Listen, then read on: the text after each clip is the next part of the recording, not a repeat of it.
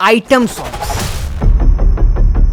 ना कोई deep lyrics, ना कोई इमोशनल कनेक्शन, पर हर पार्टी का एंथम, वो गाने जो हर शादी हर फेस्ट में बजाए जाते हैं। आइटम सॉन्ग्स का हिस्ट्री ग्लैमर से शुरू होता है, पर आज ये culture women exploitation and objectification का सिंबल बन गया है।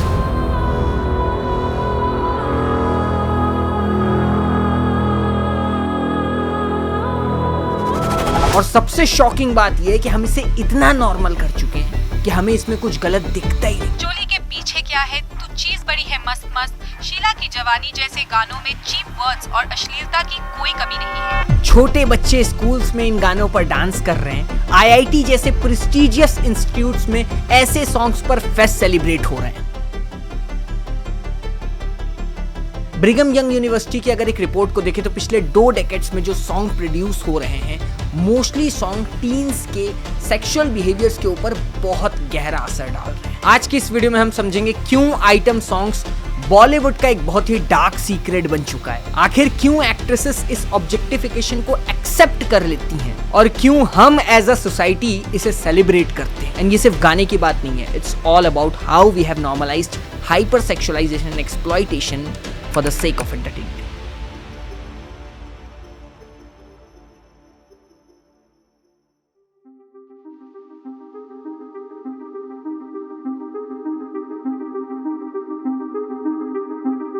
आइटम सॉन्ग्स की शुरुआत वैसी नहीं थी जैसे आज के टाइम में। Remember Helen? 70s के टाइम में आइटम सॉन्ग्स एक स्पेशल सॉन्ग होता था जिसमें एक्ट्रेस अपनी डांस स्किल दिखाती थी। हेलन का पिया तू अब तू आजा आइकॉनिक था, not because it was vulgar but because she was a very good performer. अब उसके बाद में क्या हुआ, धीरे धीरे ये इंडस्ट्री में एक शॉर्टकट बन गया मास ऑडियंस को गेन करने का। हेलेन अपने ग्रेस और परफॉर्मेंस की आर्ट के लिए जानी जाती थी और उस टाइम के हिसाब से चाहे उन्होंने थोड़ा प्रोएक्टिव डांस ही किया हो, लेकिन फिर भी वो दौर सिर्फ और सिर्फ डांस के बारे में था। Fast forward to 90s and 20s, item songs are evolve into something more sexualized, क्योंकि ह्यूमंस की वही टेंडेंसी थी ना, उनको नॉर्मल बोरिंग लगने लगता है, इसलिए उनको उसमें कुछ ना कुछ नया मसाला चाहिए। अब ये सिर्फ मेरा एक स्टेटमेंट नहीं है, इस पे बाकायदा रिसर्च हुई। यूनिवर्सिटी ऑफ साउथ फ्लोरिडा की 2019 की रिसर्च के अकॉर्डिंग बॉलीवुड के ज्यादातर आइटम सॉन्ग्स में वुमेन को ऑब्जेक्टिफाई किया गया है। 50% से भी ज्यादा सॉन्ग्स में वुमेन को बिहेवियरली या फिर विजुअली ऑब्जेक्टिफाई किया गया है और ये ऑब्जेक्टिफिकेशन का सिलसिला अभी तक चालू है। गाने आना शुरू हो गए जहां पर फोकस सिर्फ और सिर्फ एक वुमेन की बॉडी पे हो गया।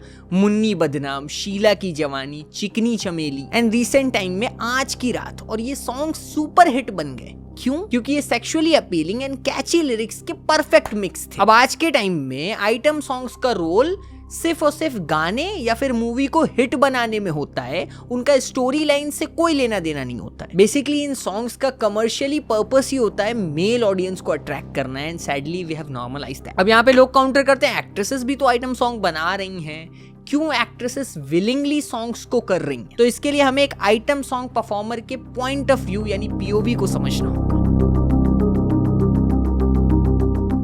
ये एक बहुत ही ट्रिकी सिचुएशन है क्योंकि बहुत सारी एक्ट्रेसेस इसी एक्सप्लॉइटेशन एंड ऑब्जेक्टिफिकेशन को ओपनली क्रिटिसाइज करती हैं और बहुत सारी एक्ट्रेसेस को इसमें कुछ भी गलत नहीं दिखता है। चिकनी चमेली सॉन्ग की मेकिंग को अगर आप देखो और उसके बाद में कैटरीना कैफ से भी जब पूछा गया कि डिड यू फेल्ट ऑब्जेक्टिफाइड और नॉट, तो उन्होंने खुद बोला कि उनको कोई भी उसमें ऑब्जेक्टिफिकेशन नहीं लगा एंड उनके लिए उसमें कोई भी प्रॉब्लम नहीं। I can tell you I never felt objectified in Chikni Chameli. I enjoyed that song. But अगर आप फाइनल सॉन्ग के आउटपुट को भी देखो तो वहां पर क्या दिखाया जा रहा है, अगर आप गौर से समझो तो ये जितने भी आइटम सॉन्ग होते हैं इसमें एक जो मैन होता है, या तो वो विलन आकर के बैठ जाता है या फिर हीरो आकर के बैठता है और वो बहुत ही डोमिनेंट दिखता है लड़की के ऊपर, ठीक है, एंड लड़की बस उसके आगे पीछे लगी होती है और उस लड़की के पीछे बहुत सारे लोग लगे रहते हैं और मेनली ऐसे स्टेप्स भी होते हैं जो सिर्फ और सिर्फ उसकी बॉडी के तरफ ही इशारा करते हैं। वो लोग यानी सीधे सीधे ऑब्जेक्टिफाई करते हैं एक वुमेन को बहुत सारे मेल मिलकर के। अब एक और एग्जांपल लेते हैं, करीना कपूर डिड फेविकोल से इन दबंग 2 and it was a massive hit. अब उनको खुद पता है कि it was sexualising her, but वो खुद बोलती हैं कि ऐसे सॉन्ग्स हेल्प करते हैं मास अपील और विजिबिलिटी बढ़ाने में, एंड इन्हें बनाने में भी कुछ गलत नहीं है, as everybody loves them. I think my favorite line is मैं तो तंदूरी मुर्गी हूँ यार, घटकाले सैया अल्कोहल से. And I don't think a woman is objectified. I think that, it's pretty hypocritical. अब वहीं दूसरी तरफ actresses like Priyanka Chopra openly criticise करती हैं बॉलीवुड में हो रहे टाइप कास्टिंग को. When I was very young, I was 19 and I was doing first few movies, I remember that the producer just said, well, she can't work it out, it's fine, we'll just cast someone else. Girls are replaceable. मतलब she feels that girls in Bollywood are easily replaceable for producers. अब देखो item songs करना या ना करना ये तो एक पर्सनल प्रेफरेंस है, पर्सनल चॉइस है, बट इसको करने से एम्पावरमेंट प्रमोट हो रही है या एक्सप्लॉइटेशन हो रहा है, ये सबसे बड़ा क्वेश्चन है. क्योंकि किसी भी आइटम सॉन्ग को उठा करके देख लो, उसमें वुमेन को कुछ और ही दिखाया जा रहा होता है और एक जो हीरो होता है यानी जो एक मेल एक्टर होता है, को स्टार होता है, उसकी एक अलग ही इमेज प्रमोट हो रही होती है. और यहाँ से सोसाइटी में क्या पता कितने सारे मिसोजिनिस्ट और टॉक्सिक मेल पैदा हो रहे हैं.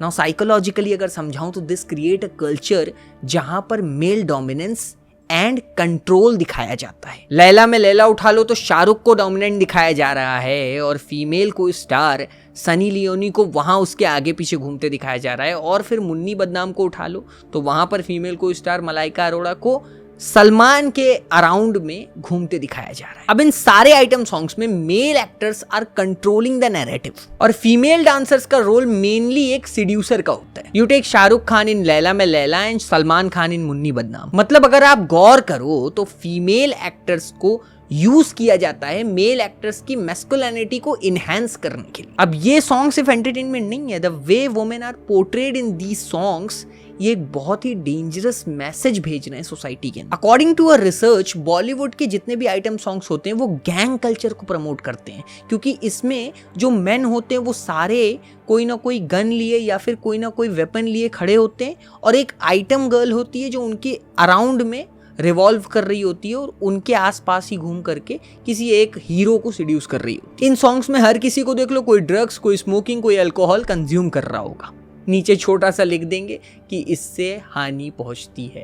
अरे भैया उससे जो साइकोलॉजिकल इम्पैक्ट हो रहा है उसको कोई रोक पाएगा? अब प्रॉब्लम ये है कि बार बार जब यही आदमी देखता है तो मेल ऑडियंस को लगता है यही बिहेवियर तो नॉर्मल है, ऐसे ही तो नॉर्मल लाइफ में रहना है. और इसके वजह से सोसाइटी में जेंडर डायनेमिक्स के ऊपर बहुत खतरनाक इम्पैक्ट पड़ता है. And not only mature men are influencing by these kind of songs, छोटे छोटे बच्चे इन सॉन्ग्स से इन्फ्लुएंस हो रहे हैं. डजंट मैटर वो फीमेल है या फिर मेल.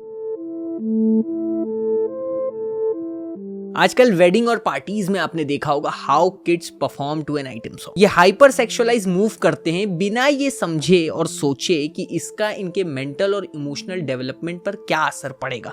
बच्चों की भी कोई गलती नहीं है, बच्चों को उनके पेरेंट्स भी वही वीडियो दिखा रहे हैं आइटम सॉन्ग का, बेटा आज की रात में ये मूव हो रहा है तुम डांस करो.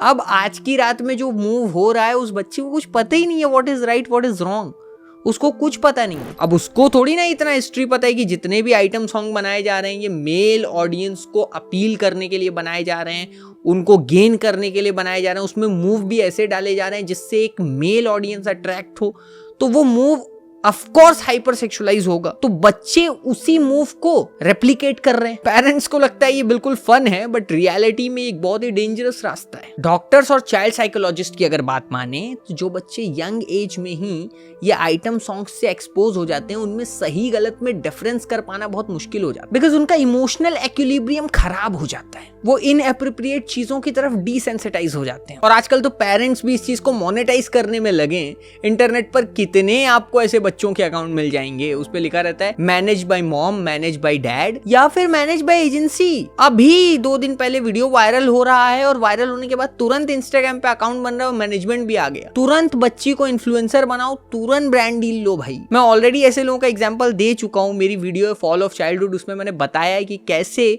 कुछ पेरेंट अपने ही बच्चे बच्चियों को यूज कर रहे हैं ऐसे ऐसे वीडियोस बनाने में जहां पर बच्चे खुद को सेक्सुअलाइज वे में प्रेजेंट कर रहे हैं और बच्चों को भी नहीं पता है कि वो क्या कर रहे हैं, क्योंकि बच्चों की एज ही ऐसी है जिसमें उन्हें कुछ भी पता नहीं है. राणा साहब उड़ा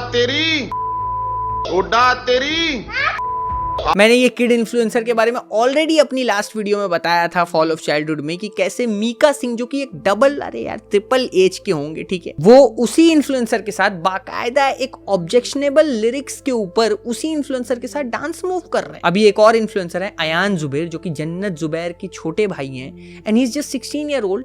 और अभी इनका एक म्यूजिक वीडियो आया है और वो म्यूजिक वीडियो देख करके समझ में नहीं आ रहा है कि ये 16 साल का बच्चा है और ये क्या प्रमोट कर रहे हैं कि 16 साल के बच्चे ये करते हैं। तुम देखो, यही तो लाइफस्टाइल है। छोटे छोटे बच्चे इंस्टाग्राम के ऊपर वायरल सॉन्ग्स के ऊपर कैसे कैसे डांस मूव कर रहे हैं, यिमी यिमी यिमी यिमी, और उसमें क्या कर रहे हैं आप जाके देख लो। The issue is not just about kids dancing, it's about the subconscious message जो इन बच्चों के दिमाग में इम्बेड होता जा रहा है। और वो मैसेज क्या है कि वुमेन का वर्थ सिर्फ उनके फिजिकल अपीयरेंस से ही जज किया जाएगा। If you look good, dance well on camera, तो आप अपने सारे सपने पूरे कर सकते हो, no matter what come with all of this. Example ले लो, कच्चा बादाम करके फेमस हो जाना और फिर उसके बाद में उनका ही पॉडकास्ट हो रहा है, लोग उनसे ही तो इंस्पिरेशन ले रहे हैं। अब आइटम सॉन्ग्स गांव देहात, छोटे छोटे जिला कस्बे तक लिमिटेड नहीं है। आज के टाइम में प्रेस्टिजियस कॉलेज, IITs में उसके ऊपर डांस हो रहे हैं। अभी रिसेंट में ये वीडियो कितना वायरल हुआ ट्विटर के ऊपर, और ये वीडियो IIT का है, IIT जैसा प्रेस्टिजियस इंस्टीट्यूट, और किस पे डांस हो रहा है कि भाई भैया फेविकुल से चिपका ले, गटका ले, मैं मुर्गी हूँ। और लिरिक्स पे देखो ना, ध्यान दो, लिरिक्स क्या है, कहाँ तुम्हें लेके जा रहा है वो लिरिक्स। मेरे को तो यही नहीं समझ में आता है, ऐसे इंस्टीट्यूट जहाँ पर इतने future leaders, engineers, thought makers पढ़ रहे हैं और निकल रहे हैं, वहां पर ऐसे गाने बजाए जा रहे हैं। इज दिस जस्ट फन और are we normalizing objectification in such intellectual places also? क्योंकि अगर आप गौर से देखो तो सिटी तो वैसे ही बजती है जैसे गांव देहात में बजती है, वो चाहे IIT हो या फिर एक गांव का क्राउड हो, वो वैसे ही पुल अप हो रहे हैं एक आइटम सॉन्ग की तरफ। अब ऐसे सिचुएशन में बहुत ही मिक्स्ड ओपिनियन मिलते हैं स्टूडेंट्स के भी। कुछ स्टूडेंट तो चलो क्रिटिसाइज करते हैं ऐसे सॉन्ग्स को, बट मोस्टली इसे हार्मलेस मानते हैं और एक एंटरटेनमेंट पर्पस समझ करके मजे ले रहे होते हैं। बट एक बात को समझना इंपॉर्टेंट है कि किसी का ओपिनियन कुछ भी हो, बट ये जो आइटम सॉन्ग्स हैं और इनके लिरिक्स हैं, इनका जाकर के कोई वीडियो देख ले, ये वुमेन को ऑब्जेक्टिफाई करते हैं। When women are repeatedly shown in item songs जहां पर उनका रोल सिर्फ और सिर्फ सेडक्शन और फिजिकल अपीयरेंस है, it seeps into real life। ये इस बात को अफेक्ट करता है कि मर्द एक औरत के साथ रोजमर्रा वाली सिचुएशन में कैसे बिहेव करता है। इंडिया एक ऐसी कंट्री है जहां पर लोग बॉलीवुड सेलिब्रिटीज को अपना भगवान मानते हैं और वो मूवीज से ऐसा इंस्पिरेशन लेते हैं कि उसी चीज को लेकर के अपनी लाइफ में रेप्लिकेट करते हैं। तो जब इन सॉन्ग्स को इतने बड़े स्केल पे रिलीज किया जाता है और इतने मिलियंस ऑफ मिलियंस व्यूज आ रहे होते हैं उस पे, तो उसका इन्फ्लुएंस भी लोगों के ऊपर बराबर ही पड़ता है। अब चूंकि सारे आइटम सॉन्ग्स औरत को सिर्फ और सिर्फ सिडक्शन के लिए यूज कर रहे होते हैं, तो सोसाइटी में भी यही मैसेज स्प्रेड होने लगता है और ये चीज एक ऐसे माइंडसेट को प्रमोट करने लगती है जहां पर औरत को कभी बराबर नहीं समझा जाता है। 2016 की एक स्टडी में पता चलता है कि जो लड़के बार बार ऐसे सेक्सुअलाइज सॉन्ग्स, आइटम सॉन्ग्स ज्यादा देखते हैं, उनके अंदर मिसोजिनिक बिहेवियर और टॉक्सिक कल्चर जल्दी डेवलप होता है। टॉक्सिक मेल कल्चर, मैंने इसके ऊपर ऑलरेडी एक डेडिकेटेड वीडियो बना रखी है। और फिर क्या होता है, ऑब्जेक्टिफिकेशन सिर्फ स्क्रीन तक नहीं रुकता है, रियल लाइफ में भी दिखने लगता है। जो एकदम कड़क माल होगा उसको ही चढ़ा। जैसे वो कोरियन यूट्यूबर के साथ में वो जो लड़का कर रहा है, क्या बिहेव कर रहा है, वो इसीलिए कर रहा है ना क्योंकि वो वही चीज बॉलीवुड से सीख रहा है, उसको तो यही लग रहा होगा। अब बहुत सारे लोग बोलते हैं कि item songs are just fun, it's just harmless entertainment. लेकिन अगर आप इसके डीपर इम्पैक्ट देखो तो आपको समझ में आएगा कि इसमें फन नाम की कोई चीज है ही नहीं। अब यहीं से एक सवाल उठ करके आता है कि अगर फन नहीं है तो क्या आइटम सॉन्ग्स को बैन कर देना चाहिए? अगर हम आइटम सॉन्ग्स को सिर्फ फन बोलते हैं तो हमें यह समझ में आना चाहिए कि हम ऑब्जेक्टिफिकेशन और एक्सप्लॉइटेशन को एंटरटेनमेंट का नाम दे रहे हैं। आज इंडिया में जहां सेक्सुअल असॉल्ट और हैरेसमेंट के केसेस इतना तेजी से बढ़ रहे हैं, क्या वहां पर ऐसे ऑब्जेक्टिफिकेशन वाले गाने प्रोड्यूस होने चाहिए? क्वेश्चन तो ये है। एक स्टडी में पता चलता है कि ऑब्जेक्टिफाइंग मीडिया कंज्यूम करने वाले और सेक्सुअल वायलेंस करने वालों के बीच में एक लिंक मौजूद है। वो लोग कहीं ना कहीं ये सारी चीजों से इंस्पायर होते हैं।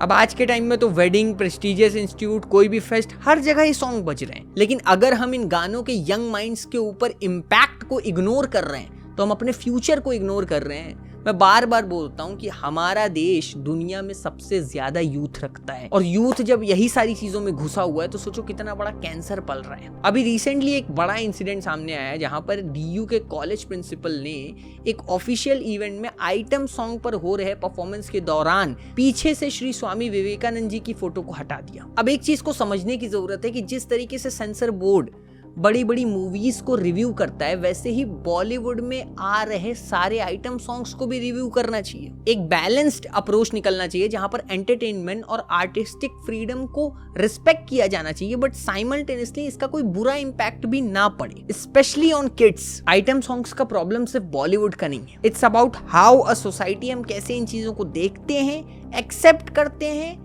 या फिर कभी कभी तो प्रमोट करते हैं। हमें एज अ सोसाइटी खुद से सवाल पूछना होगा कि हमें वो पसंद क्यों आ रहा है। देखो, प्रोडक्शन तभी होता है जब उसकी डिमांड होती है। डिमांड क्यों है, आपको पसंद ही क्यों आ रहा है वो चीज। At the very same time Bollywood should also needs to understand that item songs are not the only way for commercial success. Women deserves better role, और मेन को अपनी मैस्कुलिनिटी साबित करने के लिए वुमेन को ऑब्जेक्टिफाई करने की कोई जरूरत नहीं। आई थिंक सोच और नजरिए का बहुत बड़ा असर होता है। आपकी सोच कैसी, आप किस नजरिए से चीजों को देखते हो, ये बहुत ज्यादा मैटर करता है। आज के टाइम में सोशल मीडिया पर ना जाने कैसे करोड़ों सॉन्ग्स आएंगे और ऐसे ऐसे ट्रेंड्स आएंगे, ठीक है, और वो आपको मिसलीड भी करेंगे, ठीक है, और आपको फोर्स करेंगे कि आप वो चीज़ों को देखो। It's all up to you कि आपका नज़रिया क्या है चीज़ों को देखने का, ठीक है। अगर आपके अंदर कहीं ना कहीं वो चीज़ छुपी है कि आप खुद ही ऑब्जेक्टिफाई करना चाहते हो किसी वुमन को, तो आपको वही चीज़ पसंद आएगी, वरना आप खुद उसे नॉन इंटरेस्टेड पे क्लिक कर दोगे यार। और जब आप नॉन इंटरेस्टेड कर दोगे ना, तो ऐसे कर करके ये सारे आइटम सॉन्ग्स की दुकान बंद हो जाएगी। तो अगर इस वीडियो ने थोड़ा सा भी सोचने पे मजबूर किया है तो कमेंट सेक्शन में आओ और बताओ कि क्या सोच रहे हो, ठीक है। एंड इस चैनल पर हम एक कम्युनिटी बना रहे हैं स्ट्रॉन्ग माइंडेड लोगों की, एंड न जाने कितने ऐसे लोग हैं जो सिर्फ वीडियो देखते हो, चैनल सब्सक्राइब नहीं करते हैं। प्लीज़ चैनल को सब्सक्राइब करिए। एंड कोई भी अगर नया टॉपिक है आपके पास तो आप मेरे इंस्टाग्राम पे आके मुझे DM कर सकते हो, @mahinerji मेरा इंस्टाग्राम हैंडल है, या फिर कमेंट सेक्शन में भी वो टॉपिक लिख सकते हो आप अच्छे से। And thank you so much, आपने यहाँ तक इस वीडियो को देखा, लास्ट तक देखा, तो यही आकर के लिख दो कि भाई लास्ट तक देखा। लास्ट तक देखने वाले लोग सबसे बेस्ट होते हैं, क्योंकि लॉन्ग वीडियो पे अटेंशन डालना एक टफ टास्क होता है, बट आपने डाला, इसका मतलब आप कुछ सीखना चाहते हो। Thank you so much for that. And बस यार, अवेयरनेस फैलाने वाली वीडियो, तो इसको शेयर करना चाहिए। एंड ज़रूर मैं मिलूंगा अगली वीडियो में। Thank you so much, God bless you all.